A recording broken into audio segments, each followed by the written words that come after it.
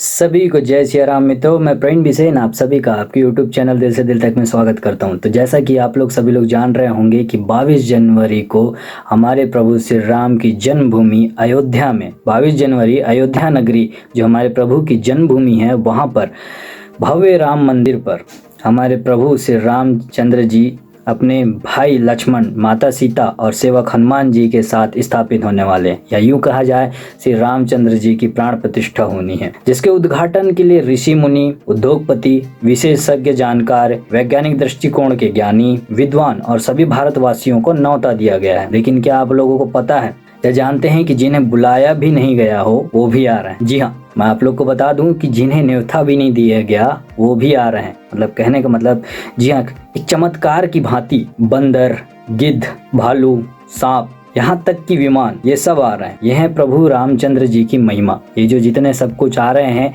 ये प्रभु श्री राम जी की महिमा के ही कारण आ रहे हैं, और आए भी क्यों ना, क्योंकि श्री रामचंद्र जी माता सीता को लाने के लिए जब लंका की ओर प्रस्थान किए थे तो यही लोग सब उन्हीं के साथ थे। चाहे गिद्ध हो, चाहे वो बंदर हो, चाहे वो नाग हो, ये चाहे गिद्ध हो, चाहे नाग हो, चाहे वो बंदर हो, इनके बगैर माता सीता जी को लाना असंभव था। तो इन्हीं के सहयोग से माता सीता को लाया गया, तो क्यों ना वो इसमें आए। उससे पहले और एक कारण और भी है, इसलिए भी आए हैं कि कुछ दिनों से, बहुत दिनों से श्री रामचंद्र जी के ऊपर राजनीति चल रही है। तो कुछ लोग ऐसे मुद्दे उठा रहे हैं श्री रामचंद्र जी के ऊपर, श्री रामचंद्र जी काल्पनिक है, रामायण एक मिथ्या है, रामचरितमानस एक मिथ्या है, ये कहानियां गढ़ी गई हैं, जगह जगह जो चीजें बनाई गई हैं उनको लेकर के कहानियां अलग अलग बनाई गई हैं। कुछ बहुत ऐसे विवाद होते थे कि सनातन को खत्म करना है, सनातन सही धर्म नहीं है, और इतनी बहस चल रही थी जिसका कोई अर्थ नहीं था, तर्क नहीं था। बार बार हर जगह तरह तरह की बयानबाजी हो रही थी, कोई किसी को दोष लगा रहा था, कोई किसी को दोष लगा रहा था, लेकिन बीच में से रामचंद्र जी को काल्पनिक बताया जा रहा था, उनके अयोध्या नगरी को, वहाँ पे उनका जन्म स्थान को काल्पनिक बताया जा रहा था। लेकिन जब उनकी पैदा लिए थे या जिस समय उनका जन्म हुआ था उसी समय को जब एक नासा के वैज्ञानिकों ने एक सॉफ्टवेयर में डाला तो वही डेट निकल के आई, तब सब लोग भौचक हो गए थे कि ये सब कैसे संभव है। और तो इन सब चीजों का जवाब भी देना था, महिमा भी बतानी थी। तो अब जब ये सब चीजें आ रही हैं, ये तो जानवर है ना, ये तो पशु पक्षी हैं, तो क्या आप बताइए क्या इनको न्योता मिला होगा? क्या इनको किसी प्रकार के साक्ष्य की जरूरत होगी? आप बताइए। हमारे सनातन धर्म में पशु पक्षी, पत्थर, जल, नीर, वायु सबको पूजा जाता है। तो ये सब कुछ दिखावा नहीं है। अगर आप अभी तो कम है, लेकिन जिस दिन से रामचंद्र जी के अयोध्या में प्राण प्रतिष्ठा होगी, आप उस दिन देखिएगा कि वहाँ पे लोगों को संभलने के लिए जगह नहीं होगी। प्राण प्रतिष्ठा करने में बहुत सारी प्रॉब्लम होने वाली है, क्योंकि इतनी सारी चीजों को संभालना हर किसी के बस की बात नहीं होगी। ये पशु पक्षी, ये जीव जंतु, ये सब उसी की बनाई हुई देन है, और उसी से भगवान की, उन्हीं की वजह से भगवान जाने जाते हैं। कहा जाता है कि भगवान हर रूप में, हर स्वरूप में विद्यमान है। इसीलिए इन सब चीज़ों का जवाब भी देना था। जितनी बयानबाजियाँ हुई थी, जितना ढकोसला बताया जा रहा था हमारे सनातन को, उन चीज़ों का जवाब देना था, इसलिए ये सब चीज़ें हो रही हैं। अब लगाओ, जो लोग बयानबाजी कर रहे थे, जो ढकोसला बता रहे थे, अब लगाओ अपना तार्किक दिमाग और बुद्धि कि ये कैसे संभव हुआ। बताइए कैसे संभव हुआ कि इतने सालों से विलुप्त चल रहे गिद्ध, जो कि कहीं भी नहीं नजर आ रहे थे, वो अचानक गिद्धों का समूह जो मिल्कीपुर है, तहसील है, उसके धरौली गांव में नजर आ जाता है। और अभी तो चलो वहां से उड़ चुका है, लेकिन उड़ने के बाद वो कहाँ नजर आ रहा है? वो अयोध्या की नगरी के आसपास से उन्हें देखा जा रहा है। तो बताइए ये कैसे संभव हुआ कि जो विलुप्त होती प्रजाति वो अचानक कैसे आ गई? तो उनके बारे में बता दूं,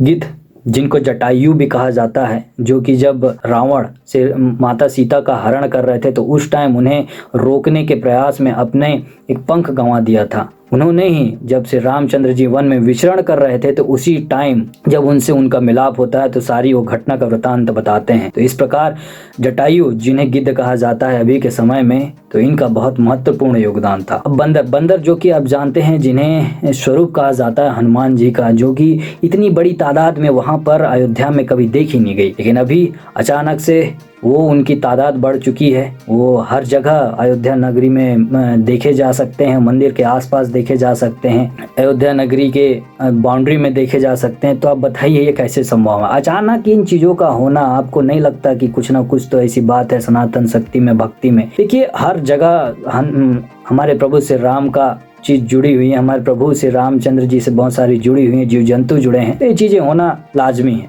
आप तरह तरह के सांप देख सकते हैं, सांप जो कि हमारे जो श्री रामचंद्र जी के भाई हैं लक्ष्मण जी को शेषनाग जी का अवतार कहा जाता है, जिनके सांप जिनके भाई हैं वासुकी और दक्षक सांप। स्वाभाविक सी बात है कि हर जगह मतलब सांपों का भी आना कोई बड़ी बात नहीं होगी वहाँ पे यदि सांप आ जाएंगे। और बड़ी बात तो ये हो जाती है कि जब वहाँ सांप आते हैं उनको उठा करके कहीं बाहर छोड़ा जाता है तो वही सांप अयोध्या नगरी के अंदर या अयोध्या मंदिर के अंदर पे दिखाई देता है। कौओं का समूह, काकभुसुंडी भी, जिन्हें उस समय में काकभुसुंडी कहा जाता था, ये लोग भी अपनी बड़ी सहभागिता निभाए हैं। रामचरितमानस में अगर इन चीज़ों के बारे में बताऊंगा तो काफ़ी समय हो जाएगा।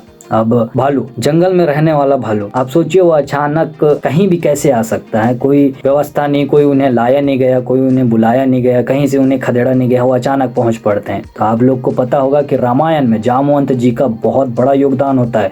वही हनुमान जी को उनकी शक्ति से अवगत कराते हैं, तब जाकर के हनुमान जी एक छलांग में पूरा समुद्र लांग जाते हैं और माता सीता का पता लगाते हैं। तो जिन्हें रीछ कहा जाता है, भालू, जो जामवंत जी हैं उन्हीं का वंश है भालू, वो लोग भी पधारे हैं। आप सोचिए इतनी सारी चीजें अचानक हो रही हैं, तो आप बताइए ये काल्पनिक है? लगाइए तर्क बुद्धि, अपनी वैज्ञानिक बुद्धि की, अब सोचिए, समझने की कोशिश कीजिए। आप सोचिए गिद्धों का समूह आखिर जो विलुप्त हो रहा है वो कैसे आ गया, क्यों आ गया? भालू जो कि जंगलों में निवास करते हैं, अचानक ये 22 जनवरी के आते आते अचानक अयोध्या नगरी के आसपास क्यों दिखने लग गए? कौवों का एक महाझुंड आसपास क्यों नजर आने लगा? सांप हैं जिन्हें बहुत ज़्यादा जहरीला माना जाता है, वो किसी को नुकसान भी नहीं पहुंचा रहे हैं, वो अचानक से अयोध्या नगरी में पहुंचकर क्या करने लग गए हैं? जवाब है इन चीज़ों का नहीं। तो देखिए इतनी सब सारी चीज़ें घटनाओं होने के बावजूद बिना जो रामायण है, जिसे काल्पनिक बता रहे हैं लोग, जिनको नहीं मानना है वो तो नहीं मानेंगे। आप उनको कितने ही तर्क बता दें, कितने ही उनके सबूत देते हैं, कितने उनके प्रमाण दे दें, इन अगर जिसको नहीं मानना है तो नहीं मानेंगे। लेकिन इन चीज़ों पे आप उंगली भी मत उठाइए। आपको कोई हक नहीं है कि आप किसी की आस्था और किसी की भक्ति के साथ खेलें, आपका कोई अधिकार नहीं बनता है। क्योंकि ये लोग जानते हैं कि ऐसा महापुरुष कैसे हो सकता है कि जो अपने दुश्मन, जो उनका दुश्मन थे रावण, उनको भी दशानन कह के बुलाया, उनको भी मान सम्मान के साथ संबोधित करे। एक अपनी माता की एक वचन के लिए 14 वर्षों तक वन में रहे, एक राजा होते हुए भी एक आम नागरिक की तरह अपना जीवन यापन करे, तो लोगों को बात पच नहीं रही है। और उन सभी से निवेदन करना चाहूँगा जो ये धर्म की राजनीति करते हैं कि यार बंद करो, है ना, ये धर्म की राजनीति करना बंद कर दो। धर्म अलग है, राजनीति अलग है।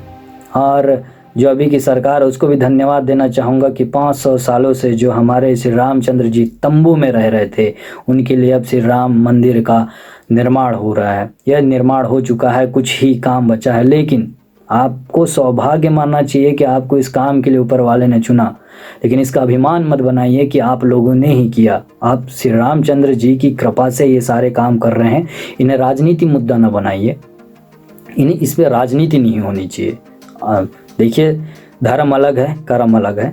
तो आप सभी को फिर से 22 जनवरी की अभी से हार्दिक शुभकामनाएं कि हमारे से रामचंद्र जी प्रभु अब अपनी जन्मभूमि में विराजमान होने वाले हैं, जिनका भव्य मंदिर बनाया गया, जिनमें तरह तरह के लोगों को आमंत्रित किया गया और पूरे हिंदुस्तानियों को आमंत्रित किया गया। इसका हर्ष उल्लास मनाइए।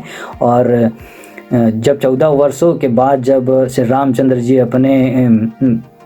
अपनी अयोध्या लौटे थे तो दीपावली पर्व मनाया गया था। अब 500 वर्षों के बाद लौट रहे हैं, तो सोचिए कितना धूमधाम से पर्व मनेगा।